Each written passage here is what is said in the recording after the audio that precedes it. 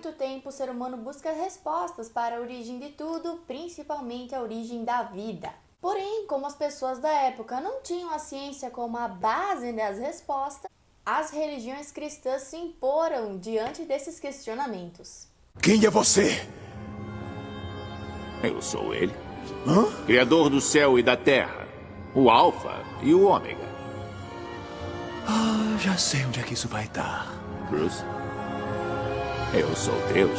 De acordo com o primeiro livro da Bíblia Sagrada, Gênesis, conta que a origem de tudo e principalmente a origem da vida foi criada por um único Deus Todo-Poderoso. Com base nisso, as coisas criadas por ele partiram de um nada, apenas foram criadas. Essa é a teoria mais antiga que explica a origem da vida, chamada de criacionismo. Mas para as pessoas não cristãs, essa teoria não era aceita. Dessa maneira, eles começaram a procurar por respostas mais concretas.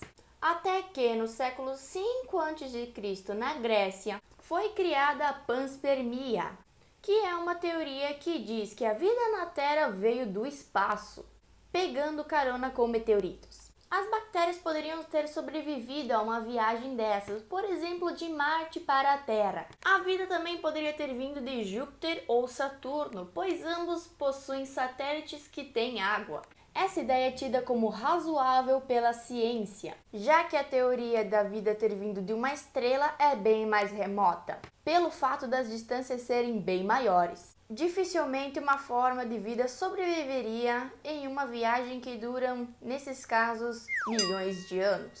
Algumas pessoas também associam a panspermia com a existência de extraterrestres. Já na década de 1920, Oparin e Haddad analisaram fósseis que mostraram que os primeiros organismos vivos existiram há 3,5 bilhões de anos atrás. De acordo com essas pesquisas, criaram então a teoria da evolução química. De acordo com eles, o surgimento da vida ocorreu da seguinte maneira: moléculas orgânicas surgiram de moléculas simples presentes em uma atmosfera que continham vários elementos, menos o oxigênio e o nitrogênio. A energia para a formação dessas moléculas orgânicas foi fornecida por raios e radiação ultravioleta, que eram muito intensos na época. Essas moléculas orgânicas, ao serem levadas pela chuva para a crosta terrestre que ainda estava muito quente, sofreram algumas reações e formaram macromoléculas, como por exemplo a proteína. Com o aumento das chuvas, o esfriamento da Terra e a formação de mares e oceanos, as macromoléculas uniram-se e originaram estruturas maiores, os protobiontes ou coacervados. Os coacervados conseguiam absorver o material do meio e transformá-lo por enzimas contidas em seu interior. Essas enzimas facilitavam as reações químicas, o que pode ter levado à complexidade dessas estruturas, e originado moléculas que se autorreplicavam, formando os primeiros organismos simples.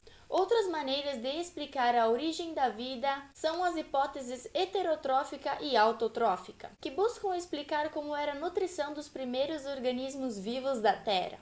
Segundo a ideia heterotrófica, em um ambiente que não existia oxigênio, os primeiros seres vivos eram simples e não tinham estruturas complexas para obter seu próprio alimento. Dessa maneira, os organismos nutriam-se de matéria orgânica simples presente no meio.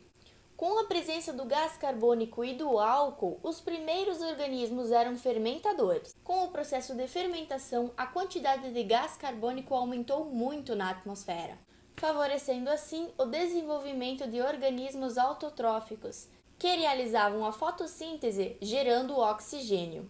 Nisso surgiram os organismos eucariontes. Já de acordo com a teoria autotrófica, em 1977, alguns químicos estavam estudando águas termais e descobriram que algumas bactérias de lá faziam a quimiossíntese, onde essas bactérias conseguiam oxidar o enxofre e o ferro. Logo após retirar os elétrons do enxofre e do ferro, elas conseguiam energia, onde essas bactérias deram origem aos organismos heterotróficos, que faziam a fermentação. Logo após, originou-se os autotróficos, tendo assim gás oxigênio no mundo.